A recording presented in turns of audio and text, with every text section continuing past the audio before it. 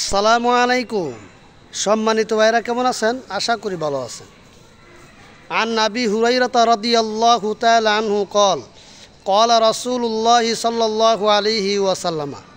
আবু হুরাইরা রাদিয়াল্লাহু তাআলা আনহু থেকে বর্ণিত, আল্লাহ রাসূল সাল্লাল্লাহু আলাইহি সাল্লাম বলেছেন, ইন্না ফিল জুমাতি লাসাআতু, নিশ্চয় জুমার দিনের সময় এমন মূল্যবান সময়, লা ইউয়াফিকুহা, সেই সময়ের মর্যাদার মতো অন্য দিনের মর্যাদা হবে না।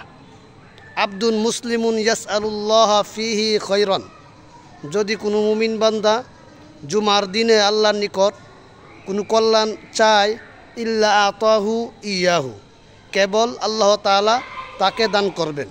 তাহলে এই হাদিসে আল্লাহর নবীর এই হাদিসে দ্বারা বোঝা গেল, জুমার দিনে যদি কোনো ব্যক্তি আল্লাহর নিকট চায়, আল্লাহ পেরেশানি দূর করিয়া দেন, অভাব দূর করিয়া দেন, মুসিবত দূর করিয়া দেন, অর্থাৎ যাবতীয় সমস্যা দূর করিয়া দেন, ইনশাআল্লাহ আল্লাহ রসুলের হাদিসের দ্বারা বোঝা গেল ইনশাআল্লাহ দূর করে দেবেন।